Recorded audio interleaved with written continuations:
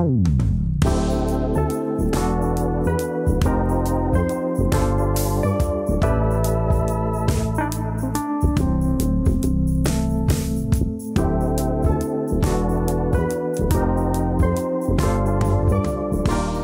teman-teman, selamat datang di channel Grid Auto BYD Etowan. Sebelumnya saya sudah ulas di Gias 2025 dan sekarang kita punya kesempatan lebih lama untuk membahas lebih lengkap seberapa oke dia atau seberapa nggak oke dia. Yang pasti teman-teman, di antara banyak model BYD di Indonesia, ini adalah model termurah. Dan ini kita bisa bilang juga bahwa ini adalah pertaruhan besarnya BYD. Kalau misalnya dia nggak oke, ya udahlah ya. Mungkin akan disebut sebagai namanya juga model termurah gitu, komprominya banyak. Tapi kalau dia ternyata bisa sebagus itu dan bisa diterima oleh banyak konsumen, termasuk teman-teman mungkin, ini jadi sesuatu yang bisa ditanda kutip dijual oleh BYD. Lihat tuh Etowan, model termurah aja bisa seperti itu. Artinya gimana dengan yang di atas, kayak misalnya ada Seal Lion 7 atau Eto 3 gitu. Jadi pertaruhan besarnya BYD di Indonesia adalah Etowan. Dan sekarang saya pengen ulas kira-kira apa aja sih yang menarik dari Etowan, pas nggak dengan kebutuhan konsumen di Indonesia dan mungkin termasuk teman-teman. Dan pas juga nggak dia kalau misalnya diadu nggak hanya sama sesama EV entry, tapi bahkan kalau misalnya dibandingin tipis-tipis dengan kayak Agya, Brio, atau Ayla gitu yang seukuran sama dia, yang konsumennya juga mirip dan yang harganya pun juga nggak jauh gitu ya. Tuh, kita lihat sekarang.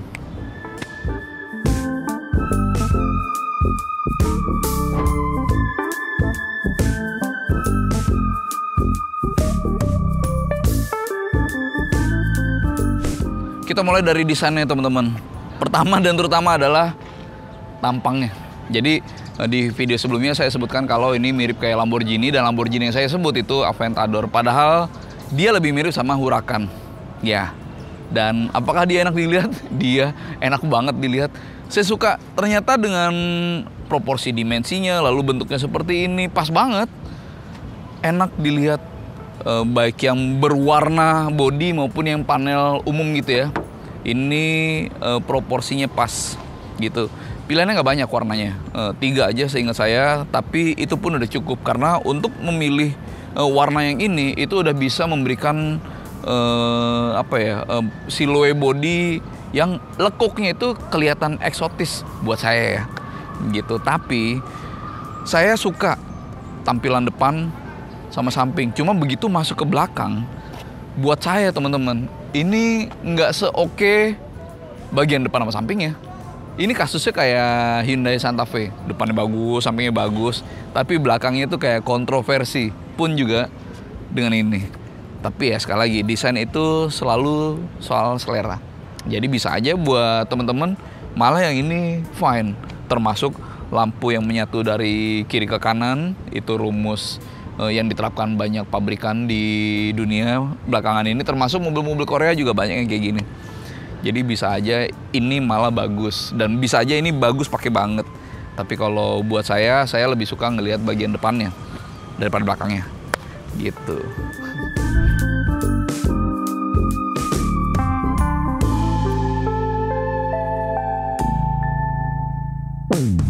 Akomodasinya teman-teman, ini benar-benar seukuran seperti Agya, Brio, Ayla. Jadi ekspektasinya teman-teman ya nggak jauh dari mereka. Seberapa lega dia? Legroomnya ini ada sekitar 9-10 jari ya. Jadi ya cukupan. Di headroomnya tuh lebih dari 5 jari. Jadi apakah dia sempit? Definitely enggak teman-teman. Apakah dia lega? Ya bisa setara dengan rival-rival ICE-nya, Agya, Brio, Ayla. Gitu. Apakah dia enak didudukin?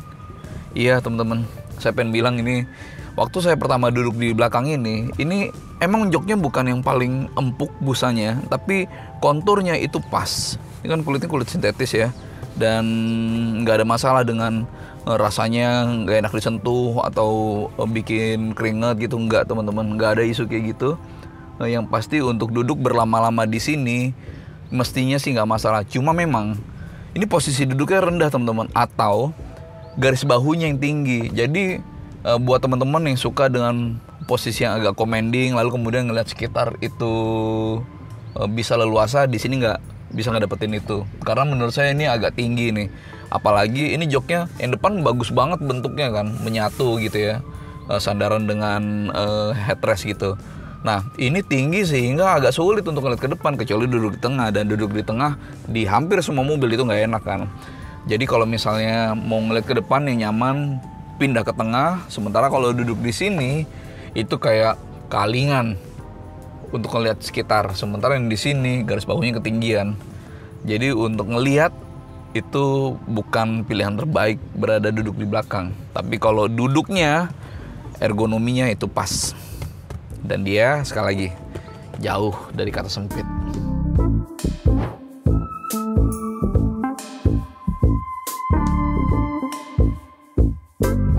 Dan sekarang saya penunjukin di bagian bagasi teman-teman.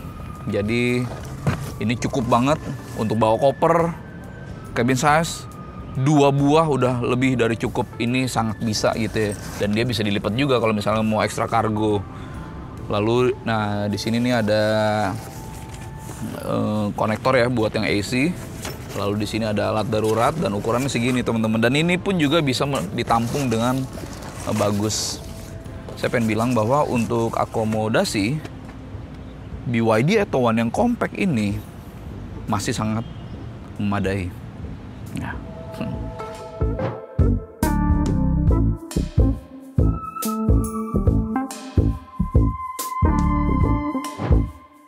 Fitur teman-teman, ini dibanding varian di bawahnya lebih lengkap jelas karena dia pun lebih mahal. Ini yang premium dan ini dimulai bahkan dari setirnya. Kalau yang di bawahnya itu dynamic hanya bisa naik turun, ini bisa maju mundur teleskopik satu. Lalu kemudian posisi pengemudi itu diatur dengan elektris. Asik ya, lebih mudah. Tapi jujur teman-teman, kalau saya ya itu lebih suka manual aja sih. Jadi kalau pas lagi ketemu apa misalnya sebelum masuk kantor sempet rebahan dulu di parkiran, bisa lebih cepat rebahnya. Kalau elektris kan ini tuh agak lebih lama. Tapi ya ini tergantung orangnya sih gitu. Lalu kemudian ini dia punya wireless charging teman-teman. Tuh bisa charging HP yang support tapi ya. Dan dia pun juga sudah ada USB Type A dan Type C, bisa buat ngecharge. Yang Type A nya bisa buat koneksi Apple CarPlay, Android Auto. Nah kemudian dibanding yang varian di bawahnya, ini teman-teman sudah dengan baterai lebih besar dan daya pun juga lebih besar, jadi bisa lebih cepat. Dan jarak tempuh ya karena baterainya lebih besar mestinya lebih jauh gitu. Secara keseluruhan ini mobil sebenarnya lengkap teman-teman, termasuk fitur keselamatan. Ini ada curtain juga nih, jadi ya fitur safety-nya lebih baik meskipun yang di bawahnya pun juga sudah oke ya. Dan yang lainnya kalau untuk yang basic untuk hitungan mobil zaman sekarang, misalnya kontrol stabilitas sudah ada, kontrol traksi sudah ada, cruise control juga udah ada, ABD, ABS gitu udah ada. Ya dia sebagaimana layaknya BYD yang tabiatnya itu sering ngasih banyak fitur ke mobil-mobilnya. Dan itu titik dimana BYD Etowan itu bagus. Jadi secara fitur keseluruhan, apalagi yang ini yang representasi terbaik dari Etowan, fitur terlengkap gitu ya, varian tertinggi, ini udah sangat amat bagus gitu. Cuma memang sayangnya teman-teman buat saya ya, kepraktisannya itu ya wajar, nggak sampai yang ekstra. Dia memang ada kompartemen terbuka, tapi kompartemen tertutupnya tuh ya paling ini. Dan ini pun juga nggak gede ukurannya kan, nggak ada konsol yang tengah gitu, sehingga buat naruh dompet gitu agak susah buat saya ya. Ya paling memanfaatkan cup holder. Lalu yang di belakang sayangnya Type A dan Type C itu nggak ada di belakang. Jadi kalau mau ngecas gadget untuk penumpang belakang gitu ya mau nggak mau mesti dititip di baris pertama gitu. Tapi secara keseluruhan kalau ditanya apakah ini lengkap, menurut saya ini sudah cukup lengkap. Mode berkendaranya pun juga ada eco, normal, sama sport. Kalau pas lagi pengen ngegas, pilih yang sport. Oke lah. Nah ini teman-teman, by the way, mekanisme transmisinya itu dengan seperti ini. Jadi tidak dengan tuas, tidak dengan tombol, tapi ke knob geser atas bawah. Sementara P nya ini. Balik lagi, kalau soal fitur itu oke. Kalau kepraktisan biasa saja. Tapi secara duduk di kabin, saya bisa bilang teman-teman, ini interiornya bener-bener mantep. Termasuk ini nih, Toyota Agya tuh saya inget door trimnya tuh terasa kayak kopong dan tipis gitu ya. Jadi trimnya tuh gampang ditarik. Kalau ini enggak nih, ini semuanya solid, terasa solid. Bahkan ketika menutup pintu, mudah-mudahan ketangkep di sini ya, lebih padat gitu ya. Fiturnya oke, kepraktisannya biasa saja, tapi build quality secara keseluruhan jempol.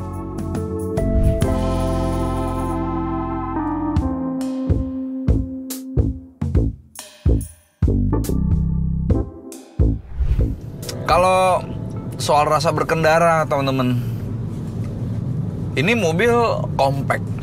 Dia kalau ICE ya, mungkin bisa setara kayak misalnya Honda Brio atau Toyota Agya atau Daihatsu Ayla. Tapi apakah kualitasnya mirip sama mereka gitu? Saya pengen bilang bahwa ini enggak teman-teman.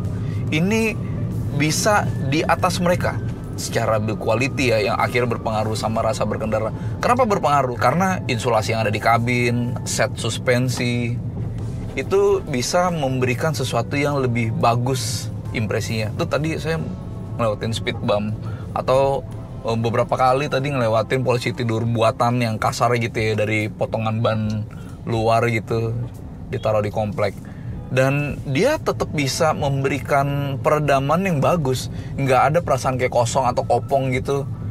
Ada bunyi-bunyi misalnya di entah dashboard atau trim, enggak teman-teman. Dia bisa memberikan kayak kekedapan dari guncangan yang muncul karena ada handicap dari luar. Dia bisa membuat kita merasa bahwa oh, ini mobil hanya ukuran yang kecil, tapi bukan menjadi tanda kutip mobil murah yang ada kompromi. Itu rasa berkendara. Termasuk teman-teman, ini setir lingkarnya pas, materialnya pun juga enak, bahannya halus tapi nggak licin. Bobotnya pun juga masih terasa real, masih ada koneksi antara pengemudi dengan mobil dan nggak ngambang. Jadi ketika saya bermanuver dengan mobil ini, dengan mengolah kemudi seperti ini gitu ya, rasanya hidup. Nggak ada yang kayak wah ini kelihatan kayak mobil murah, nggak. Jadi kesannya kayak oh ini mobil yang value-nya bagus, harganya nggak tinggi, lalu kemudian nggak terlalu banyak kompromi dalam hal kualitas ya. Lalu ketika saya bermanuver untuk zigzag teman-teman, ini enak nih. Dia punya set suspensi yang sebenarnya lincah karena memang proyeksinya untuk perkotaan. Dia oke di titik itu. Dia enak buat berpindah lajur secara cepat, atau misalnya saya mau zigzag gitu, dia sudah bisa memberikan kecekatan yang bagus untuk mobil seperti ini. Tapi yang saya juga suka adalah kompromi terhadap kenyamanannya. Bantingan suspensinya itu nggak terlalu banyak, dia nggak keras. Hanya karena sasis dan suspensinya itu udah dibikin enak buat bermanuver, bukan berarti bantingannya jadi keras. Enggak teman-teman, masih cukup wajar. Ya benar bahwa dia bukan mobil yang paling empuk gitu misalnya, nggak seempuk Seal yang udah pernah saya coba. Tapi ini pun juga sudah oke. Kalau teman-teman yang males sama mobil keras sehingga itu menjadi nggak nyaman, enggak, ini nggak sampai mobil seperti itu. Bener, dia bukan mobil yang paling empuk, tapi dia nggak keras. Yang penting adalah untuk bermanuver ini udah enak banget ya. Apalagi dia untuk berakselerasi di kecepatan wajar ya, perkotaan gitu misalnya, ini udah cukup 050, 060 di 5 detikan. Tapi memang ketika kita tes 0 sampai 100 km per jam ternyata lambat teman-teman. Dia tenaganya 75 dk torsinya 135 Nm. Jadi kalau dibanding kayak misalnya Brio atau Agya atau Ayla gitu, tenaganya ini kalah nih, jauh. Tapi torsinya oke, lebih oke. Sehingga yang enak itu memang torsinya. Itu yang menjelaskan betapa dia enak banget untuk berakselerasi di kecepatan yang real ya, yang di perkotaan. Bukan yang akselerasi 0 sampai 100 gitu. 0 sampai 100 dia butuh 15 detik coba. Kalah jauh dibanding Brio. Lalu kalau misalnya dipakai untuk berakselerasi yang 050, 060 baru ini terasa cekatan. Ya, saya pengen bilang bahwa ini mobil kenceng cuma di habitatnya, di perkotaan, bukan yang untuk kenceng-kenceng banget. Kalau ditanya apakah Brio sama Satya bukan mobil perkotaan, ya dia mobil perkotaan dan dia lebih kenceng juga mereka tuh untuk 0-100. Cuma kalau sama-sama di 050 ya menurut saya ini lebih enak malah. Nggak ada, kalau di mobil ICE kan ada ini ya, grafik tenaga, grafik torsi ya. Kalau ini nggak, udah instan dari awal. Kayak gini nih. Gitu. Lalu efisiensinya seperti apa sih? Oke. Di rute dalam kota dia dapat 8,8 km per kWh. Lalu kemudian di rute tol dia dapat 6,1 km per kWh. Lebih boros jelas dibanding dalam kota. Dan di rute kombinasi 50 km per jam dia dapat 7,4 km per kWh. Paling irit memang di dalam kota. Penjelasannya adalah di rute dalam kota 22 km per jam itu padat kan ya. Itu lebih besar kemungkinan untuk pengemudi melepas gas, mobil gliding gitu aja, atau ketika melepas gas gitu ada regeneratif, jadi ya baterai terisi. Intinya baterai nggak terlalu kemakan banyak gitu ya, jadi dia lebih irit. Dan kalau mengacu sama konsumsi energi seperti itu 8,8 dengan baterainya yang 38an kWh itu, ya dia sebenarnya cuma dapat 340-an kilometer range ya teman-teman. Dan itu enggak seperti klaimnya, karena klaimnya kan 380 ya. Jadi saya pengen bilang bahwa ini soal performa ya. Performanya adalah untuk kecepatan yang wajar di perkotaan dia enak berakselerasi. Tapi kalau untuk yang 0-100 sesuai parameter tetapnya Grid Auto ya dia ternyata nggak sekencang Brio, Agya atau Ayla. Satu. Terus kedua, untuk konsumsi energi untuk mobil listrik zaman sekarang bisa dapat 8 km per kWh, itu bagus teman-teman. Artinya ini udah irit. Tapi dibandingkan dengan klaimnya, ya ini ternyata nggak sejauh klaimnya. Gitu. Ya performa bisa kita terima. Kalau rasa berkendara ini bagus. Saya suka. Ini bagus, pakai banget.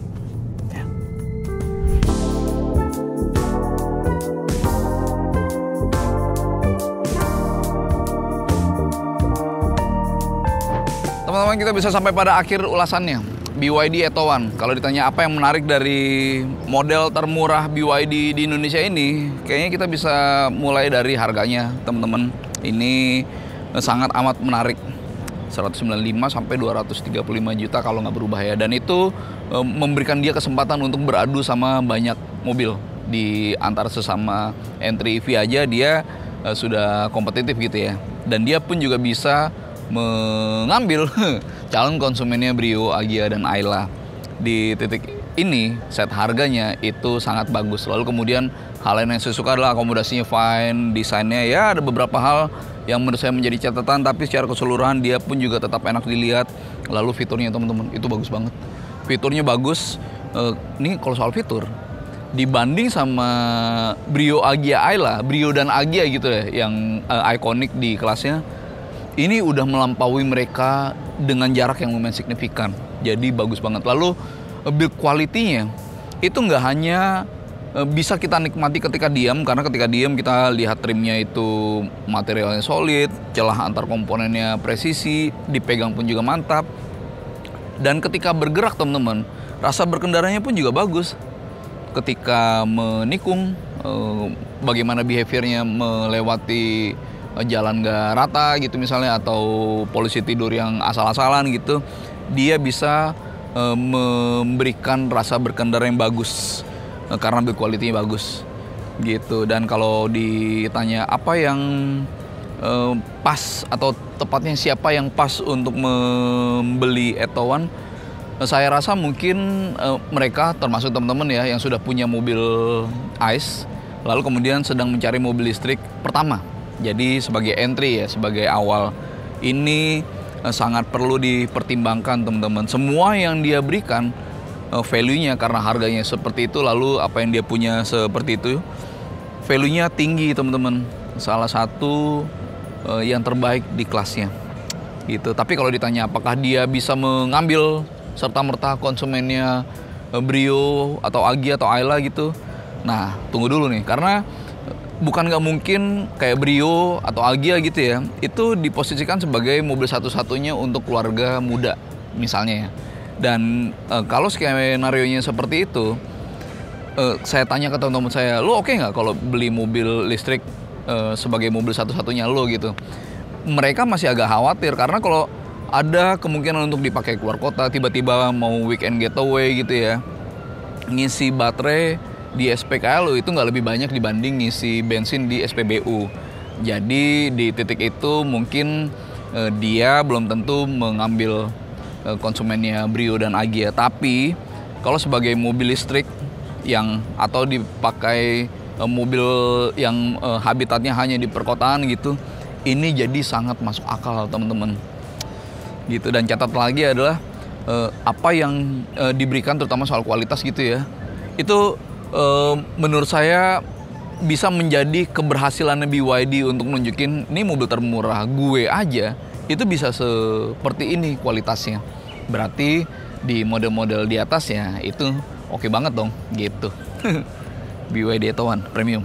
Mungkin itu teman-teman dari saya. Terima kasih sudah menonton dan sampai ketemu di video Grid Auto berikutnya. Terima kasih.